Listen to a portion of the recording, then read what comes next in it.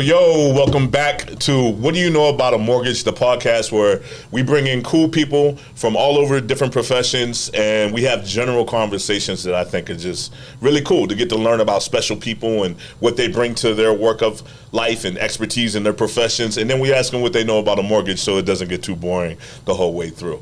I'm your host, Jeff Hargrove. I'm here with the Gaylord Hanson team at Loan Depot. Shout out to the whole Gaylord Hanson team. And we got a special guest today, one of my favorite people in the world, man. My boy, probably going on at least about 10 years now. We've known each other. Absolutely.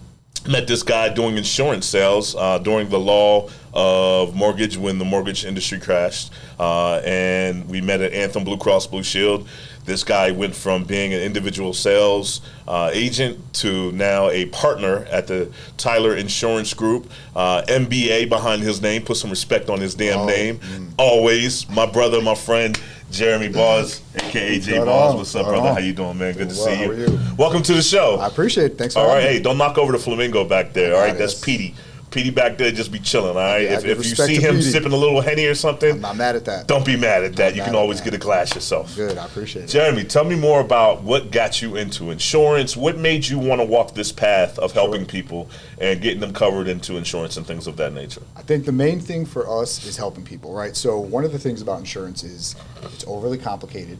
They make it way more difficult than it needs to be. Sure. And in our world, in the Medicare space, let's just think about the 90-year-old grandmother who has to choose a plan and read through a 600-page document that I barely understand. So the idea... Wait a minute. First you said 600 pages. Yeah. Yeah, we were not getting past 5 pages. Yeah. Right. So something like that, it's called an evidence of coverage, right? Okay. And that document is everything you need to know about your plan. But here's the thing. It's too many pages. It's too complicated. So our idea when we started building out this Medicare division was just make it simple. Make it simple. And I find there are many, many parallels between mortgages and Medicare. Sure. You and I have had many, many conversations about mortgages and insurance and Medicare. So the idea was just make it simple. Nice. And nothing more than that. Good. So as the audience is more of this is a chill place. This is a cool place to learn about information that you're given and learn the person as well. How did you get your start in life in general? I know you come from New York City. Shout out to NYC, Queens in the building. Absolutely. Tell us a little about your background, who you are, and what shapes and makes you in this world. So I grew up in New York. I grew up in Queens, my wife and I both. And what brought me... Shout out to Luciana and the kids. Yes, thank you. I appreciate that. Yes, Give me some brownie points. I came out here in 2008. So I went to grad school at UNLV, Go Rebs. And the thing for me is I wasn't sure at that time, that was 2008, what path I was going to go down. Part of my brain said hospitality. Okay. And I respect that. It's a tough field. But somewhere along the lines, I got hired by Blue Cross Blue Shield. And it kind of just took off from there. So as you said, we started in the individual sales side. Sure. A few years down the road, we ended up back in Connecticut. I became a team lead. And later on down the line, I joined Laura Tyler, who is the owner of Tyler Insurance Group. Shout out to Laura. Yep, absolutely. And in 2014, that's when we kind of had to sit down and we're talking about Medicare in general. So individual sales was always a thing, group sales was always a thing, but Medicare kind of grew into a passion. And that's where everything started. When we started, there were 4 agents. Well, when you say, let me ask you Absolutely. this. When you say it grew into a passion, Sure. What specifically? How did that tie into? Was it a feeling you had, hey, my grandmother struggled Absolutely. back in the day having insurance? Or when I was younger, me and my mother didn't know if we were going to be covered for certain things. So how did that truly adapt to your actual nature? So the most interesting part about being in sales are the people you meet. And Of course. when we started in the Medicare space, I'll be honest, my first concern was this is a lot, right? Yeah. And you have all these different plans, all these different options, and somebody's got to make a choice. Yeah. And I'm not a fan of, if you ask what I do, I don't sell anything. My team does not sell anything. We educate. That's my thing. You already know, bro. We do what not we sell do. nothing. We educate. And when it became a passion was when I started to hear people's stories. And it's really interesting the amount of wisdom, and I was taught never to judge. Doesn't matter age, race, color, creed. You hear these phenomenal stories. And at the end of the day, they all have one thing in common. They have this wonderful life experience, but Medicare is unbelievably confusing. So my job when I am sitting with them is to help them understand, you have, let's just make this up, 3 choices, and I need to get you in a plan that fits your needs. And you develop these relationships, and I'm a very big fan of relationships, right? Okay. And as you start to realize you're helping people, there's many other insurance products that I do not condone, Sure. where I feel like they're being forced down somebody's throat, Right. and you're selling them because it's in the best interest of the person making a commission. And that's really challenging because in the Medicare space, think about, my mother, maybe your Yes. grandmother, somebody along Yes. those lines. I want to go in there, and our agents want to go in there and help them. So the passion was you get to know people, you hear their life experience. Living in Vegas, there's a lot of people that grew up here, but there's a lot of people that migrate or retire here. Absolutely. That's when it became a This passion. is a snowbird kind of culture. Absolutely. In a lot of senses because of the weather, right? Sure. Because in the summer, obviously, it's brutally hot, but it's a only lot more. 116 degrees. Yes, no big It's a deal. lot more effective for some older people to be here in the wintertime on their body, on their bones, things of that nature, because it's a lot more warmer. Same with Phoenix or Arizona area than it is in other parts of the world. So they gravitate here. Am I correct on that? 100%. Okay. So definitely in that. So it became a passion when, here's what I always say. It's one of the only insurance products that, in our world, the commissions are the same. So whether you sell product X, Y, or Z, we get paid virtually the same commissions. Okay. There's no So incentive. it's no scumbag. No. I'm going to upsell you to try to make more commission, even though you don't fit into this box. Not at all. And that's where mortgages are very similar too. Like, we're not selling you a 30-year fixed or VA loan because it pays more on this end of the third. We're going to put you in the right process and the right program from the jump because you want what's best for the client. Absolutely. Because at the end of the day, no matter what you try to sell them, or even not even sell, but educate them on the product, you want their business and their referral business for a lifelong partnership. 100%. And putting them in the right situations, educating them, asking them the key questions, their why of why they need the insurance or the mortgage plan helps to fit them better and helps them have a client for life. Would you say that? 100%. And I mean, I wish the audience could understand how many conversations Jeff and I have had. I've harassed him on a number of occasions. Like, you hear a term and it's like, what does this mean?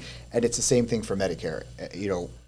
We talk about this stuff on a regular basis. And the fact that I can get a hold of you, regardless of a friendship, and say, hey, I got a business question. It's the same thing on the Medicare side. You're available. You try to make it as simple as possible. That's when it became a passion. When you realize you can put your head down at night, earn a great living, and actually change, Make a difference. You hear those stories like I do. You changed my life. You helped me understand this. And I'll be honest, when you first start in a business like this where you make a lot of money in sales, I can't say it started as a passion. It started as something where I wanted to make a living for the family, take care of the kids, and it grew and morphed into something bigger.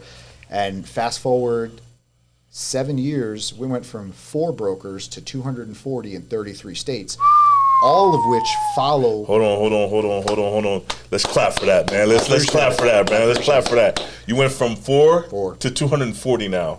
Brokers that you actually manage now. That's incredible. That's incredible. It's a phenomenal feeling. And it's not just the clients that you help and they believe in you in the process. You have to have these brokers believe in you in order to sign up with your business and go ahead and project that out. So I know you're doing good things. I know you personally, son, you're doing good things. Absolutely. But let me ask you this. Let's pivot real quick. Absolutely. For the average person that's watching this, the millennial or the people who may not, they have questions about maybe their insurance or things like that. And I know you specialize more in Medicare.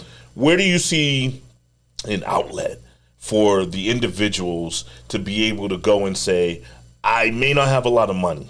I know there's some plans out there. I'm not sure if Obamacare's thing is still intact with the 26-year-old on the mom's insurance, things like that. But where does your young people go? How do they discover the best ideas or plans for them? And what would you recommend for them to get involved on their own health? Because listen, we think we're bulletproof when we're young. I did too. Look, I got the scars to prove it.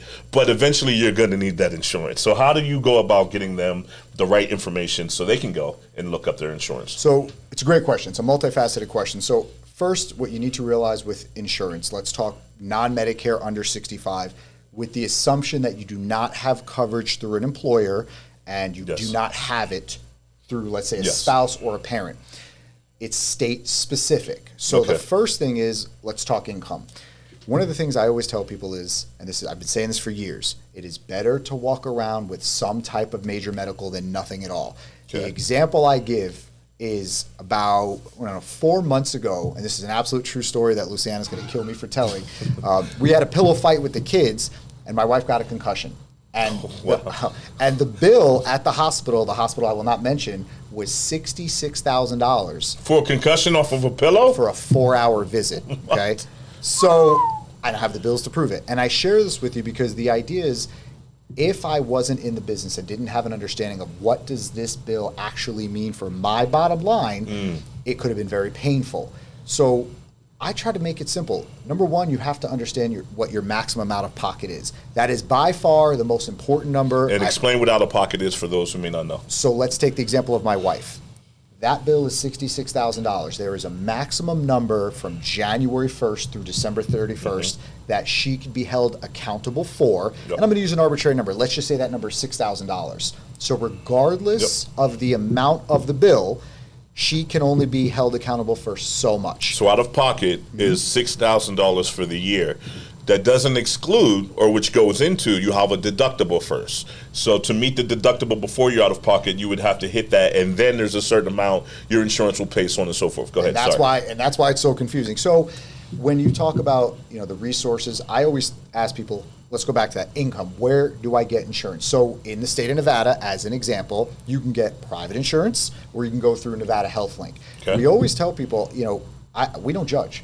If you are just starting a new job, and I'm going to make this up, you're 30 years old and you're making $25,000 a year, and it's your first job after grad school, you might qualify for a subsidy, which could help lower your deductible or lower your maximum out of pocket, which in that case could save you a lot of money. So I always say finding a good agent, a firm that's been in business a long time, that's going to sit down with you and explain the differences per plan. But in my world, keep it simple. What's my deductible? What is my maximum out of pocket? And a couple things that will keep you out of trouble. Have a copay for urgent care. So a lot of these plans have a copay, let's just call it $75 for urgent care.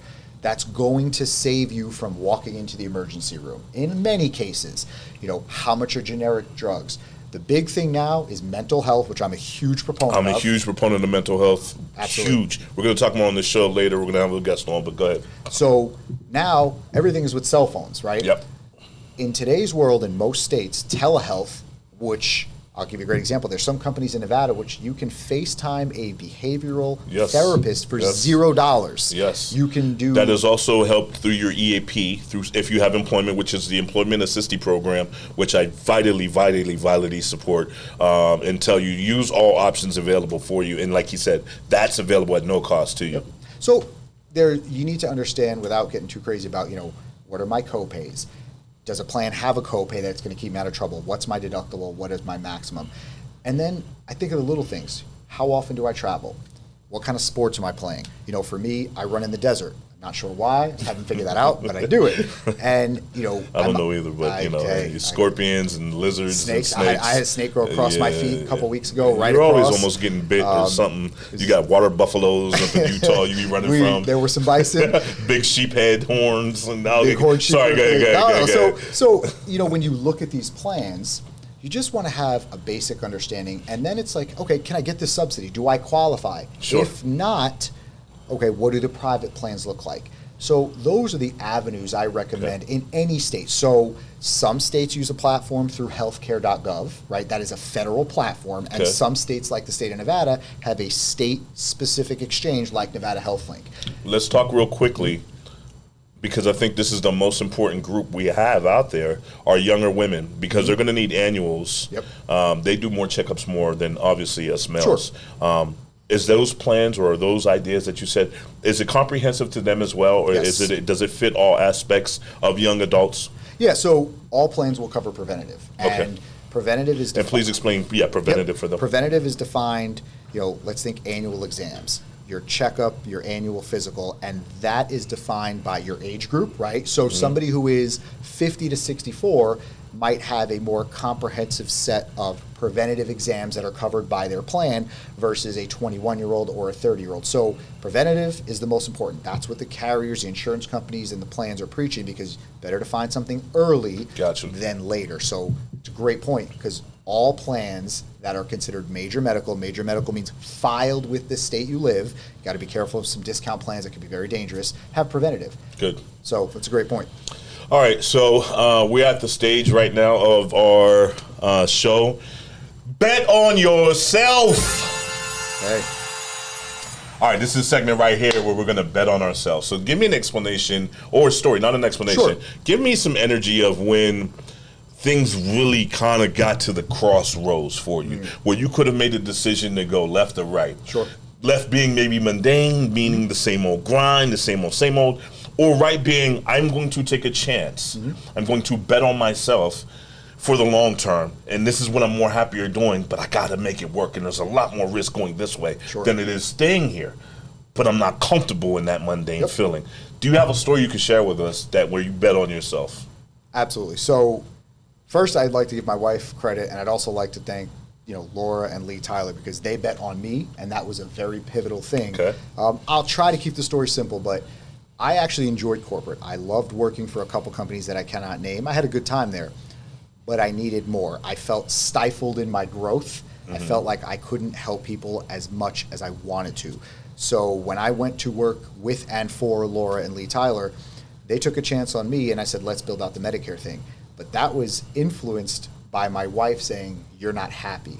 And it's really easy. A good woman always knows. 100%. A good woman always picks up on that. And it wasn't a money-driven thing. I was actually doing fairly well working for, in the corporate life. Sure. But I wasn't fulfilled. And money, you and I know this, money is not what motivates myself It's not at all. or you. It's not. But I felt like I needed to change people. That's the time. That would have been specifically in 2014, where you go left or you go right. Right. Left would have been safe. It would have been comfortable. It would have been low risk. And I have no doubt, I believe in myself as you believe in yourself. I remember those conversations. Was that Connecticut? That was 2014? Post-Connecticut, coming here. UH company, title name. Okay, I remember those conversations. And I could have stayed in there. And the point was, you take the risk to just buck the trend, not worry about having a paycheck, and go in the other direction. That was a point where I bet on myself, the Tylers bet on me, and now you fast forward and it worked out.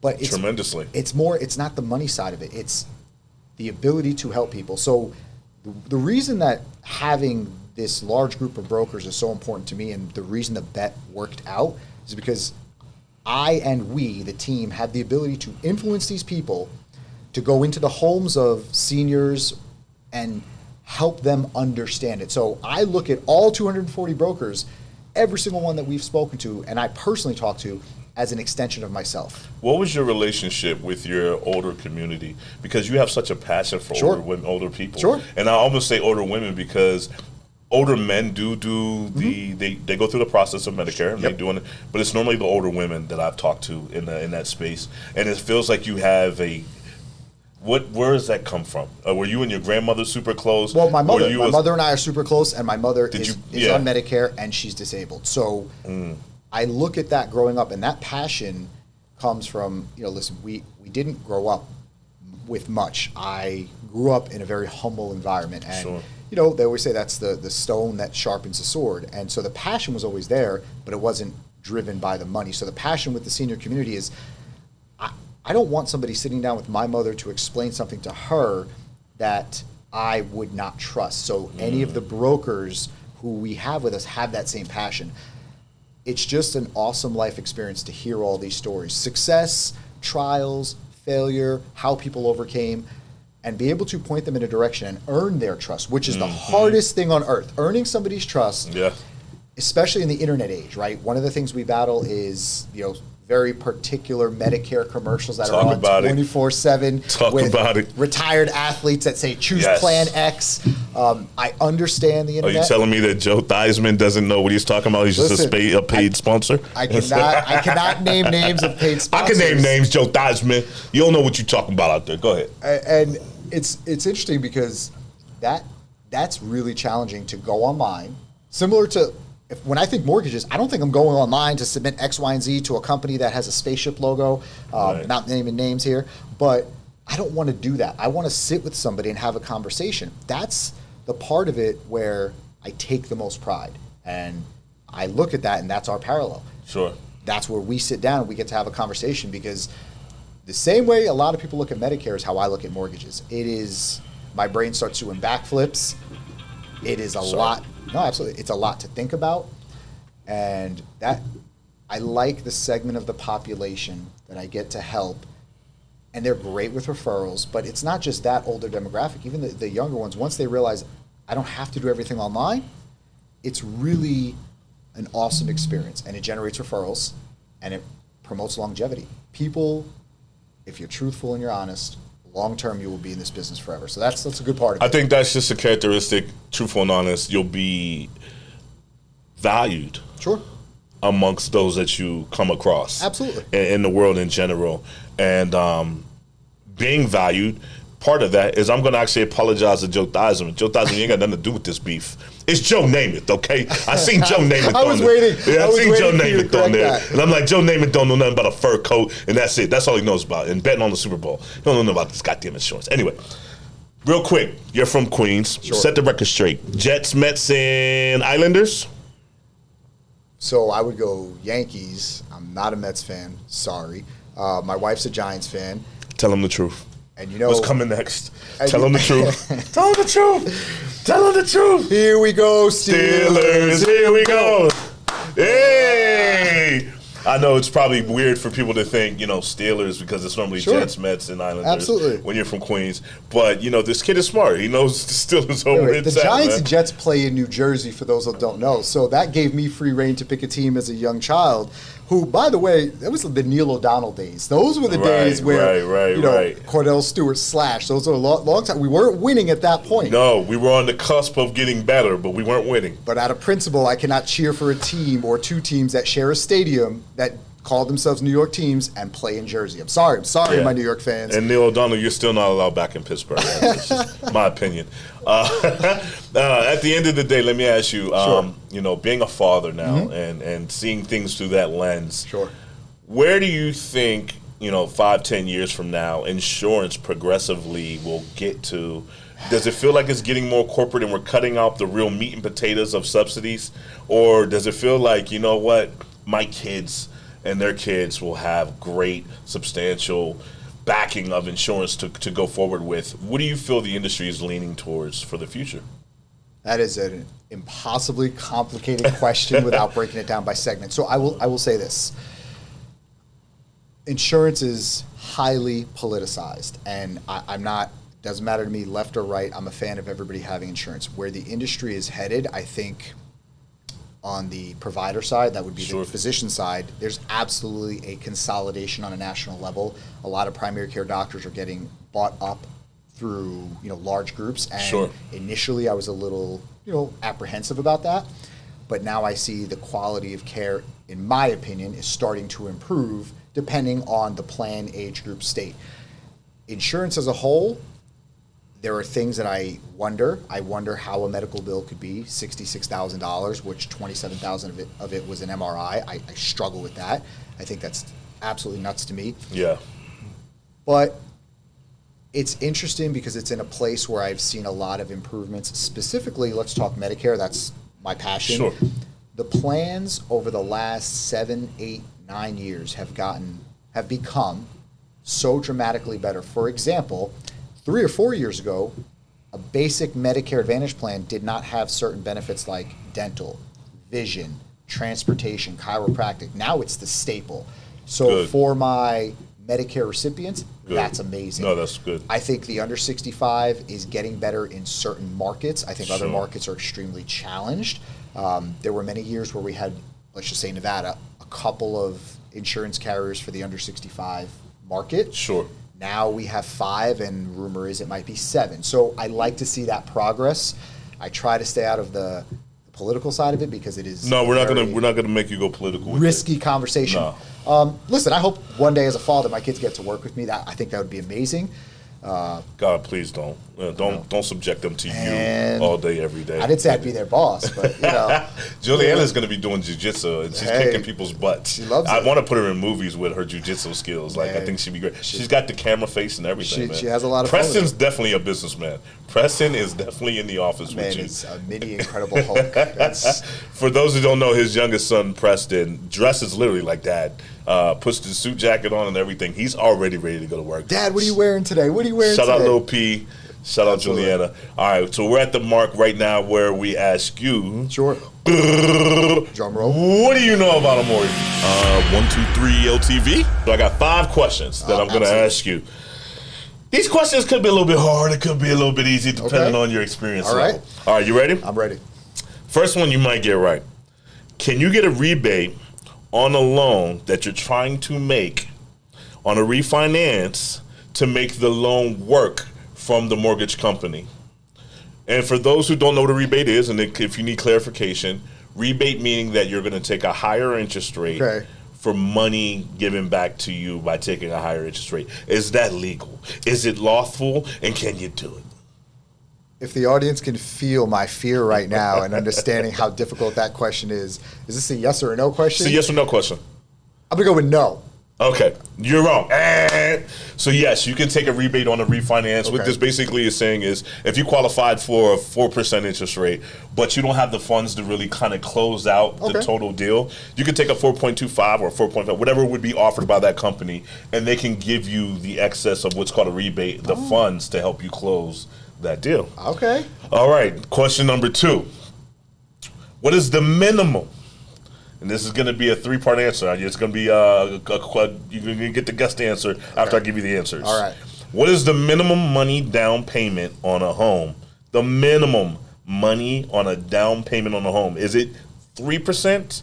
Is it 3.5%? Is it 5%? Or is it 10%? What is your minimum down payment? I've got to channel all of my prior conversations. Channel all of your prior conversations. Don't make me look bad. I'm going to go on a traditional loan 3.5. Ooh. 0 for 2. You were close. I'm like the Jets out here. So what you didn't know is conventional actually goes 3% now.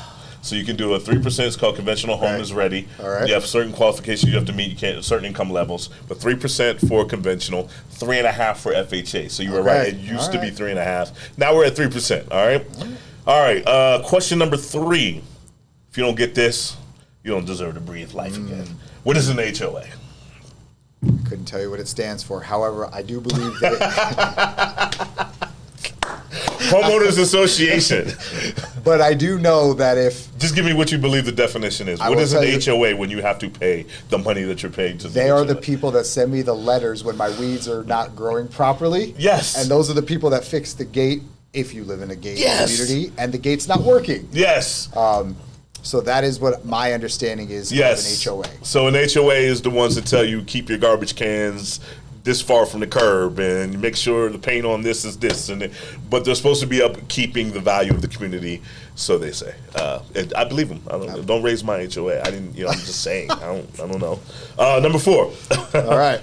Question you got. This is tough. Okay. This gonna make you think. 1 for 3. Well, come on, 2 for 4. I need you to channel your late 20s. Oh, okay. Okay, early 30s. All right. Because I know you're not a party man no more. No. Coming out the club, are you hitting late night at the club, sweating, drinking, dancing? Hey. Roberto's or Peppermills? Oh, Peppermill all day. Woo!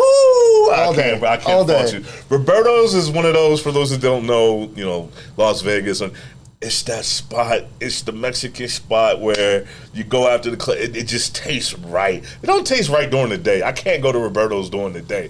I go there right after the club. But Peppermill, that's the lick right there. That's a special place. That is the late night. I want to sit down, continue the party. It's lit. It's still lit. It's still partying. Yes. For those who don't know, also they shot the scene from Casino with Robert De Niro and great fact. And the girl, I forget her name now. They were in the Peppermill the scene when he was ruffling the table. Yes. Yes. She was wilding out. Okay, and then number 5, 5th question. Sure. In cases of where you need more explanation, who should you go to, or where should you go to get mortgage identifications? Questions answered, things like that. Ladies and gentlemen, look at my face, okay? 24/7, 365. If you have a mortgage question, if you are not calling this man, cell phone, office, carrier pigeon, I don't care if you send a weather balloon, you are doing yourself a disservice, okay? Facts. You need to understand that this man knows everything there is about mortgages. Facts. And it is really important, like any other field, that you have an expert.